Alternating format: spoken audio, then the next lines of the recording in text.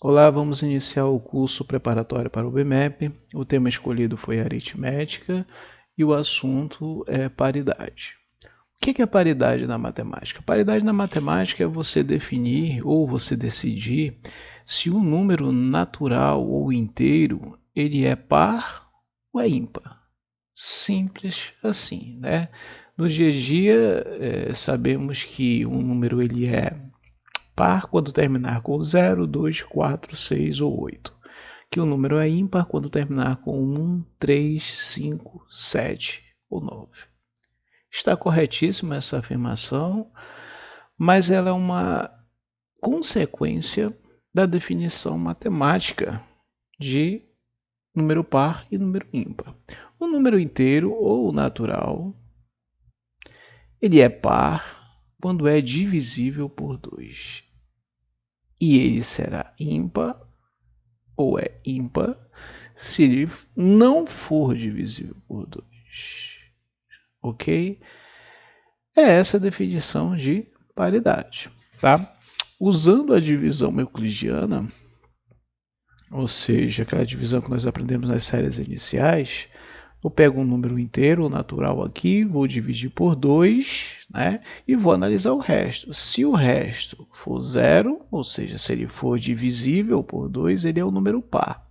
Se ele der resto 1, ou seja, não for divisível por 2, ele é um número ímpar.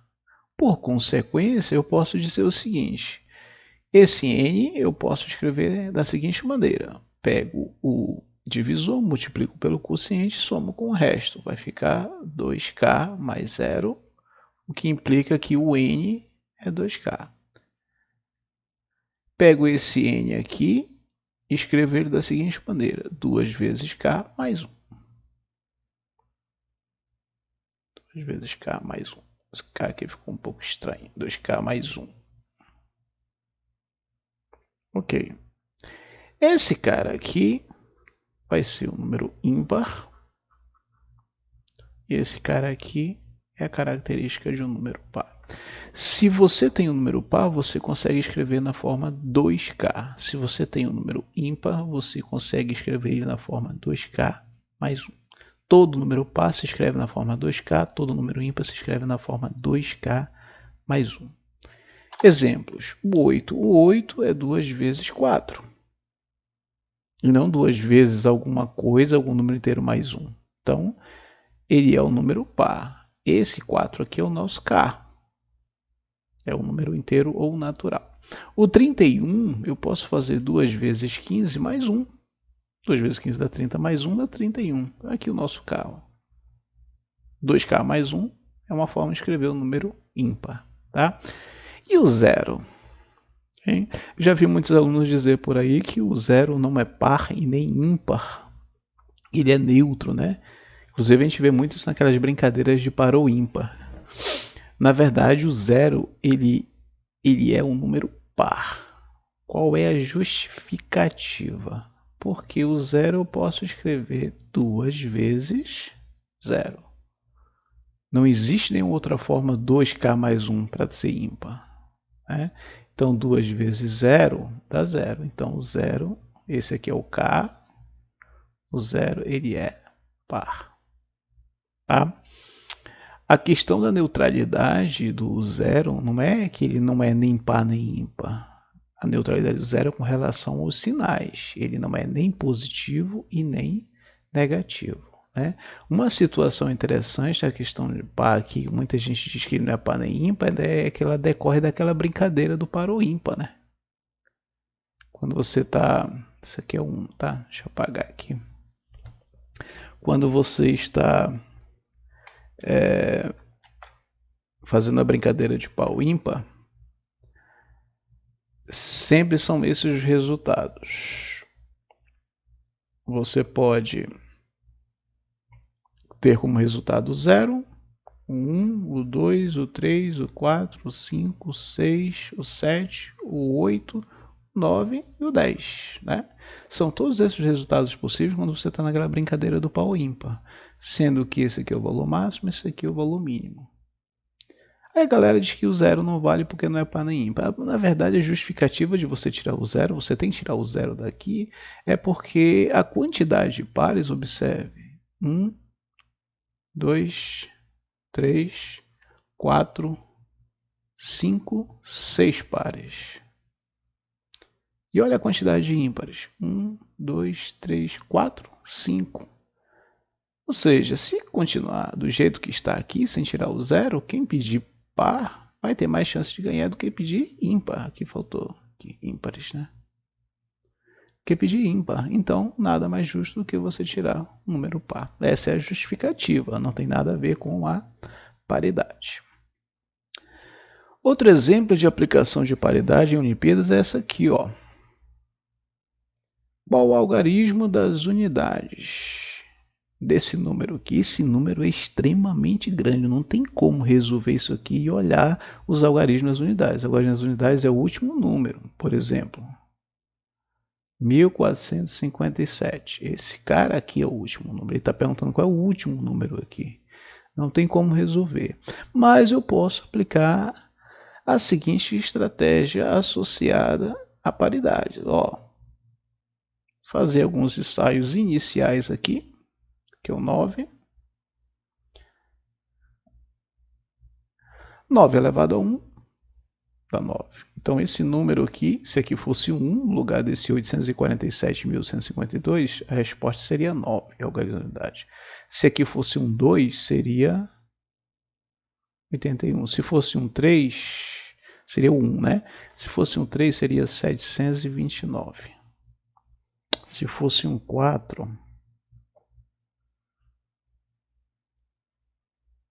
18, 26, 2, 63, 65, 6.560.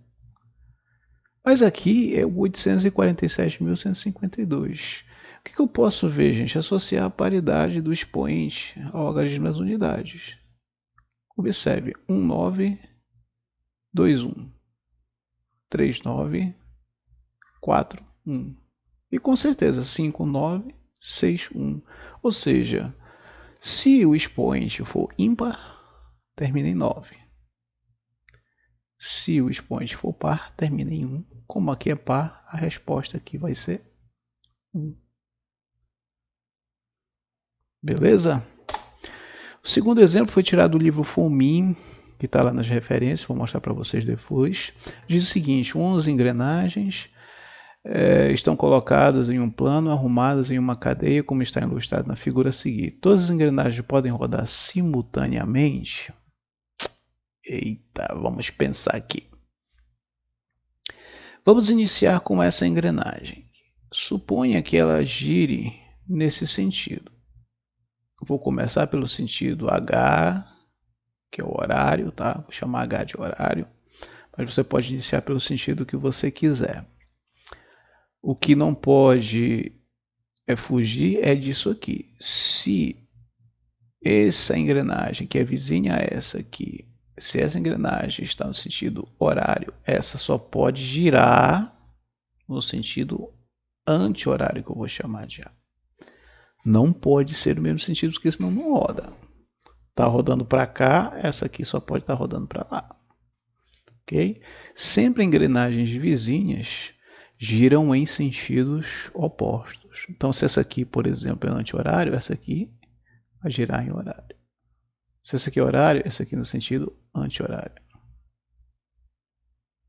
E assim sucessivamente. Né? Poderia continuar e chegar aqui na última. Né? Essa última engrenagem, para que esse sistema todo esteja girando simultaneamente, não pode acontecer isso aqui, porque a primeira é horário. Essa última não pode ser horário, porque elas são vizinhas, ela vai fechar o sistema aqui. Lembrando que são vizinhas, tem que ser sentidos opostos. E vamos ver se isso acontece. Bom, antes de saber se realmente eu poderia continuar aqui, né? Mas a estratégia não é essa. A estratégia é essa aqui, ó. Numerar as engrenagens, né? A primeira de 1, 2, 3, 4, 5 e assim até chegar a 11, porque são 11 engrenagens. e fazer uma associação do sentido com a paridade. A primeira, horário. Segunda, anti-horário. Terceira, horário. Quarta, anti-horário. Ora, se for ímpar, claramente é horário. Ó, dá para ver aqui tranquilamente. Ó. 5 vai ser horário. E se for par, anti-horário. Como são 11 e 11 é ímpar, então a última engrenagem vai ser no sentido horário. Isso aqui está corretíssimo. Essa aqui, a engrenagem 11, vai ser no sentido horário. Ou seja, como o sentido é o mesmo, esse sistema não vai rodar simultaneamente. Tá? O interessante é porque o 11 daria para você resolver sem conhecimento de paridades. Mas se fosse, por exemplo, 113 engrenagens, aí você teria que pensar e usar essa estratégia aqui. Claro que 113 também não vai rodar, porque nós vimos que número ímpar é horário e coincide com a primeira, né? A última sempre fecha o sistema. Obrigatoriamente, para o sistema funcionar, tem que ser, ou rodar, né? Coloca aqui, para rodar, o sistema tem que ser par. Ok? Paridade de operações. Gente, ó, se você somar um número par com um número par, dá um número par. Se você somar um número par com um número ímpar, dá um número ímpar. Se você somar um número ímpar com um número ímpar, dá um número par. Então, para generalizar, eu estou fazendo essa simulação apenas com dois números. Para generalizar, nós podemos escrever essas operações e suas paridades de duas formas. Primeira, se você tiver somente números pares, ok? Independentemente da quantidade, será sempre um número par. Professor, como é que eu faço para demonstrar isso matematicamente? Ora, nós vimos que o número par se escreve na forma 2K. Aqui eu não vou fazer todos K porque são diferentes esses operadores, né? Eu vou chamar de K1, K2, K3. Então suponha que eu tenha N números pares. Colocando 2 em evidência, eu tenho K1 mais K2 mais K3 mais reticências Kn. Soma de números inteiros é sempre um número inteiro. E esse número inteiro eu vou chamar ele de K'. Ou seja, o resultado de uma soma de números pares dá um número na forma 2K. Ou seja, dá sempre um número par, independentemente da quantidade. Se for somente número par, o resultado é o número par. E se for somente números ímpares? Se você tiver uma quantidade somente de números ímpares, a paridade dessa soma depende da quantidade. Se a quantidade de números ímpares for par, o resultado será par. Por isso, quando eu somo ímpar com ímpar, duas vezes, dois números, dá par, né? E se essa quantidade for ímpar, de somente números ímpares, o resultado sempre será ímpar. A demonstração é bem simples, aplicando aquela definição inicial, né? O que é o número ímpar? O número ímpar é o número que eu escrevo na forma 2K mais 1. Então, eu estou escrevendo aqui alguns números ímpares. Estou representando N números ímpares aqui. Tá? Então, soma de N números ímpares eu posso fazer assim. Coloco o 2 em evidência.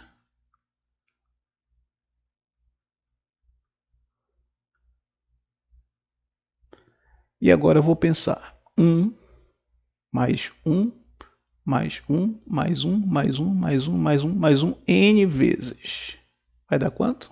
Vai dar N. Ora, esse número aqui é um número par. Está multiplicado por 2. E eu vou somar com uma quantidade de números. Então, uma paridade de fato depende da quantidade, porque se aqui for par, o resultado vai dar par. Se essa quantidade aqui for ímpar, porque par mais ímpar dá ímpar. De fato, a paridade da quantidade de números ímpares vai depender dessa quantidade. Então, esse n aqui for par, você tem n números ímpares, somando ele vai dar par se essa quantidade for par, e vai dar ímpar se essa quantidade for ímpar, obrigatoriamente. E o produto é mais fácil ainda, né?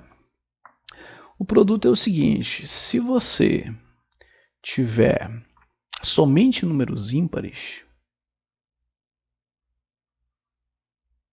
coloca K1 aqui, vou fazer para 2 números, mas vocês podem fazer essa simulação para mais, né?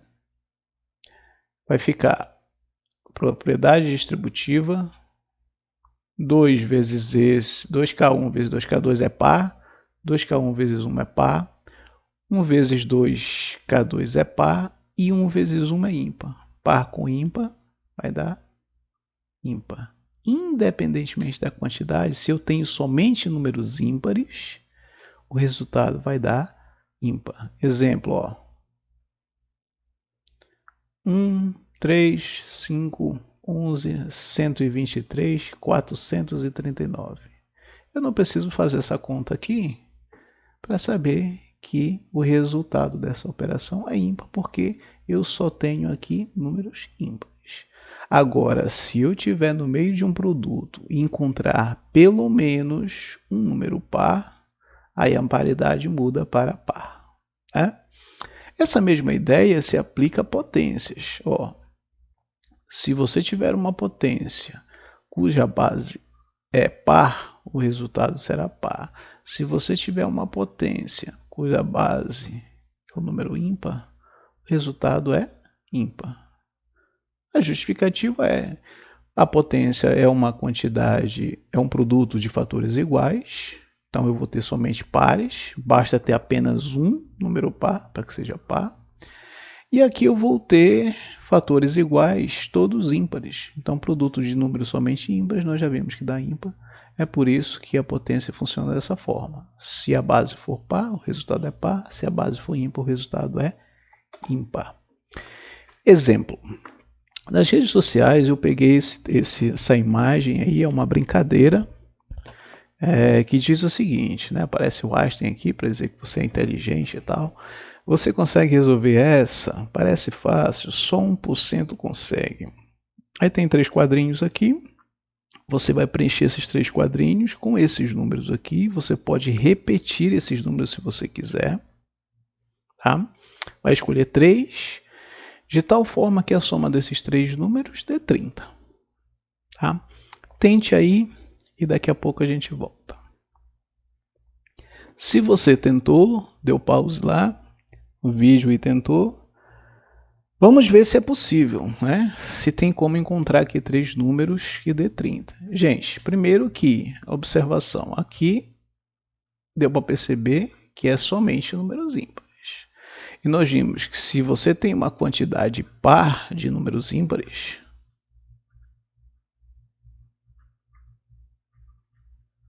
o resultado é par. Mas se você tem uma quantidade ímpar de números ímpares, esse resultado obrigatoriamente vai dar um número ímpar. E essa observação eu vou preencher 3 números. Uma quantidade de 3 de números ímpares tem que dar um número ímpar. No entanto, o 30 é par. Não é possível você encontrar esse. Vai morrer procurando e não vai achar esses 3 números, tá? Esse só 1% aqui é papo furado, só para ver o seu desespero. O segundo exemplo foi tirado também do Fumin, que diz o seguinte: Pedro comprou um caderno com 96 folhas e numerou-as de 1 a 192. Vitor arrancou 25 folhas do caderno de Pedro e somou os 50 números que encontrou escritos nas folhas. Esta soma pode ser igual a 1990? Bom, se ele arrancou 25 folhas, é como se tivesse, que pode pensar aqui como livro também, né? Porque o livro tem tá numerado já as páginas, né? Então, um número na frente da folha, se um número na frente da folha for par, o do verso é ímpar.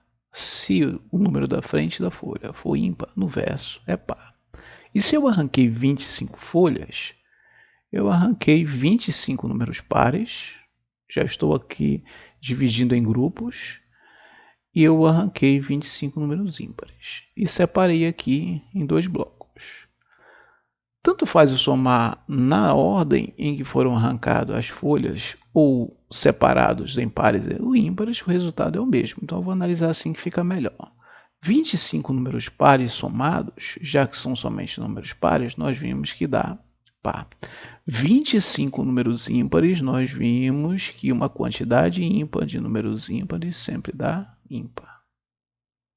Então eu somo essas duas paridades, par com ímpar, vai dar ímpar. Para que eu estou fazendo isso? Para analisar o resultado. A pergunta é, tem como dar 1990? Não, porque 1990 é par. E o resultado obrigatoriamente precisa ser um número ímpar. Problema final. Esse problema eu tirei no clube da UBMAP. Tá?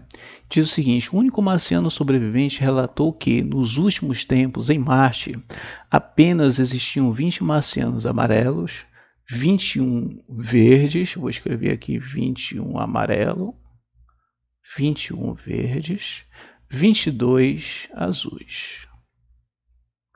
Informou também que quando 2 marcianos de cores distintas se encontravam, fundiam se transformando em um só marciano com cor distinta da deles. Qual a cor do marciano sobrevivente? O que acontece? Tinham 20 amarelos, 21 marcianos verdes e 22 azuis. Quando um amarelo se encontrava com o verde, gerava um azul. Quando um azul se encontrava com o verde, gerava um amarelo. E quando um amarelo se encontrava com um azul, gerava um verde. E claro, quando há esse encontro, quando eles estão se fundindo, vai diminuindo a população de marcianos, né? E acabou sobrando só um. A pergunta é, qual é a cor desse marciano? Bom, eu posso pensar de um em um, mas eu posso pensar de uma quantidade maior que um. Posso pensar 20 amarelos se encontrando com 20 verdes, que vai gerar 20 azuis. Eu posso pensar num bloco menor. 10 amarelos vão se encontrar com 10 verdes, que vai gerar 10 marcianos azuis. Eu posso passar em blocos maiores. Claro que essa quantidade precisa ser igual, né? Então eu posso, ao invés de fazer de um em um, ou até de blocos em blocos, eu posso pensar assim. Vou começar simulando que marcianos amarelos se encontraram com marcianos verdes.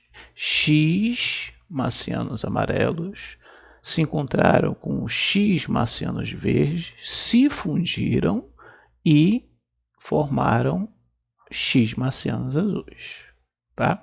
Esse X vai substituir a quantidade que você quiser. O que vai mudar nessa quantidade? É exatamente a paridade. Vamos supor que esse X seja um número par.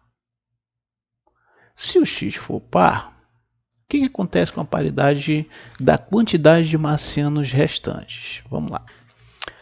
20 é par, eu tiro uma quantidade par, sobra par. Então, o amarelo é par.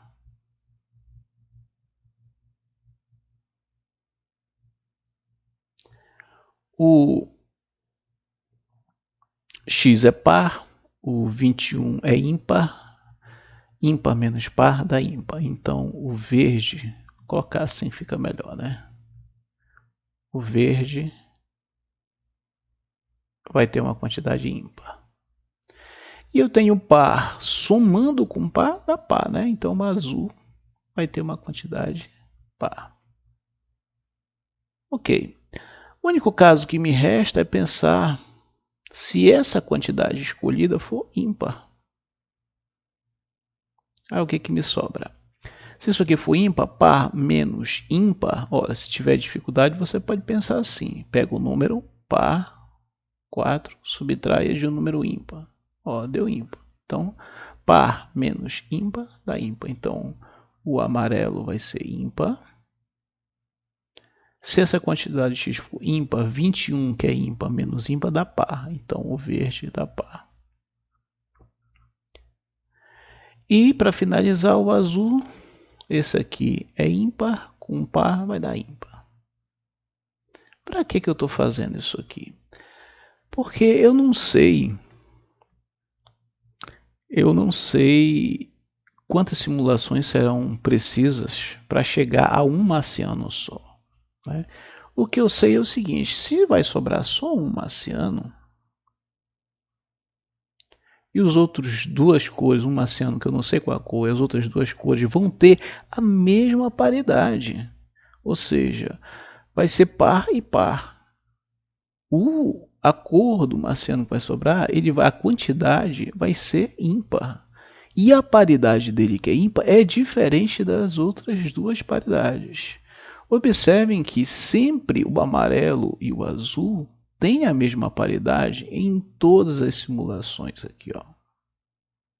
Sempre. E apenas o verde tem, olha, diferente, ó. Diferente de paridade. Aqui os dois são ímpares, o verde é par. Aqui os dois são pares e o verde é ímpar. Significa que o último marciano, já que sobrou só um, esse cara só pode ser o verde aqui. Ok? Aqui os exercícios, eu sugiro que vocês deem uma pausa aí para fazer esses exercícios. Tem a questão 1, a questão 2 e a questão 3, tá? Quando vocês resolverem, podem mandar para o meu e-mail, que lá no e-mail mesmo eu dou um feedback para saber se acertaram ou não e as respostas corretas. Ah, essas são as referências. Aqui está o livro que eu falei, que é o Fominho, livro russo, e aqui as questões do OBMAP que eu peguei. Esse é o meu endereço do YouTube, só digitar Francielco Freire, se inscrevam lá, e aqui é o e-mail para vocês mandarem respostas aos exercícios, ok?